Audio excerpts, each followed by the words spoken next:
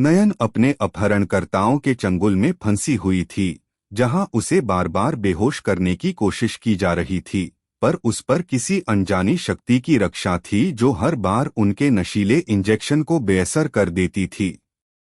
इधर घर में शावली अपनी चालों और झूठों में उलझी थी, अपनी झूठी प्रेगनेंसी का बहाना बनाकर लोगों की भावनाओं से खेल रही थी और अपना राज छुपाने की कोशिश कर रही थी कि वही नयन की सबसे बड़ी दुश्मन है।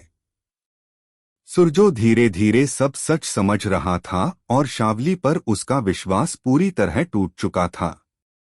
घर वालों के बीच भी हलचल मची थी। माला और सोम अपनी करनी पर पछता रहे थे और दादा से माफी मांगकर घर में रहने की विनती कर रहे थे। उधर रोमा, जो नयन के साथ महाराष्ट्र भेजी जाने वाली थी, नयन की हालत देखकर डर गई और चोरी छुपे बाहर जाकर सुरजो को पूरी जानकारी दे आई कि नयन को गोवर्धन मार्केट के बंद पड़े अस्पताल में कैद रखा गया है। यह सुनकर सुरजो का दिल दहल गया, क्योंकि अब उसे समझ आया कि सिर्फ इंसान नहीं, कोई अशुभ शक्ति भी नयन के पीछे पड़ी है। जैसे ही उसने पुलिस को सूचना दी और खुद वहां निकल पड़ा, उधर हीरो और उसके गुंडों को रोमा पर शक हो गया और वे नयन को तुरक कर नए भेस में तैयार करके कहीं और ले जाने की योजना बनाने लगे।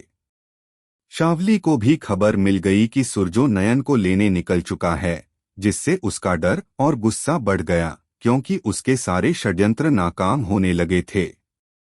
घर में मां पूजा कर रही थीं और मानती थीं कि नयन के लौटे बिना विसर्जन नहीं होगा।